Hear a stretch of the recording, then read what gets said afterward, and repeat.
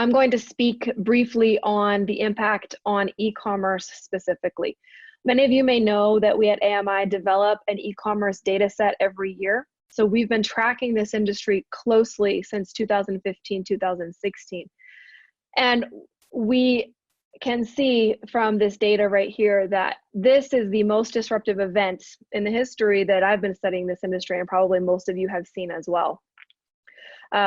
Over the past 10 years, and definitely the past 7-8 years, e-commerce has grown region-wide about 19 to 25% year over year, even in times of economic crisis.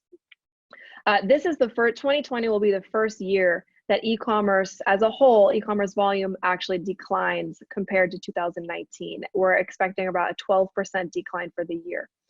So to get a little bit more granular with it, this line graph demonstrates year-over-year growth. So each month compared to the same time period in 2019, the growth we're expecting. And overall, as I said, we're expecting a 12% decline. However, it's really important to look at how the different industries behave.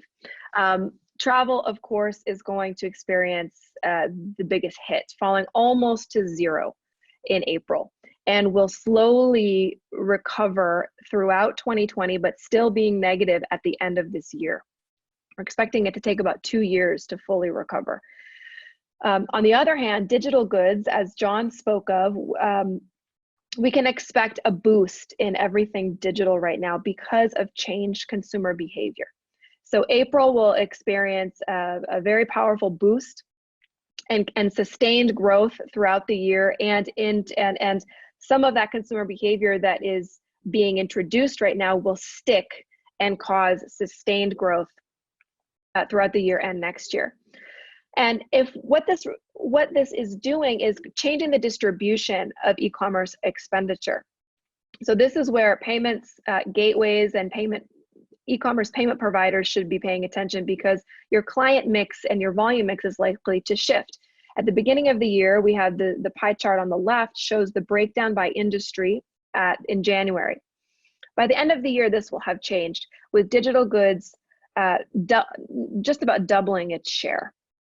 So what does that tell us? That tells us that we really need to hone our card on file capabilities, our recurring payment capabilities, and the ability to enable a seamless mobile and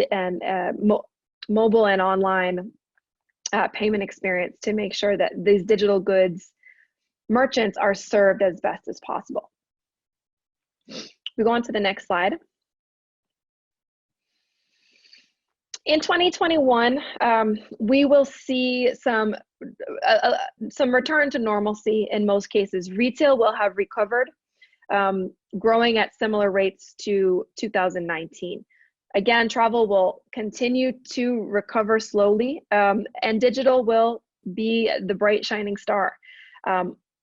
Now, overall, the market will be growing at about half that will have achieved only half the rate that we expected it to compared to our pre-epidemic forecasts. So, you know, giving us a little bit of what to expect in terms of volume in the next 24 months. But what is most interesting about this time is changed consumer behavior. And right now, it's very easy for all of us to think about all of the problems and the crisis that we're going through and how can I sustain myself. But what I want to encourage you to do is to think about what new opportunities is this situation presenting me with. This is what the most innovative companies will do. Because right now, this is an unprecedented moment in time. People are being forced to live their lives differently. And if we think about just ourselves, how we are adopting new behaviors, and which one of those are likely to stick. So delivery services, John mentioned Rappi experiencing a mega boost. New consumers will be using delivery services in Latin America, those who maybe were slower technology adopters than others. Get exposed to the convenience and the delight of ordering something on your app. That's likely to stick in the long run. Buying essentials online in the retail category, grocery and pharmacy products has been an emerging product category representing a small share of total retail spend. But as people become accustomed to this, right now it's many people's only option to get some of their essentials. This will have staying power. Grocery, pharmacy, and other daily supplies will become a staple to the e-commerce industry. And most exciting is to think about how our ways of working, studying, and interacting are changing. What this has really demonstrated is the infinite creativity and adaptability of humans, right? We've seen people connecting in new ways, leveraging the internet to do things that we've never seen before. And so this is showing people new possibilities that are enabled via the internet. So as John mentioned, remote working will have a much larger role in Latin America after this crisis than it did before, following some of the models we see in the US.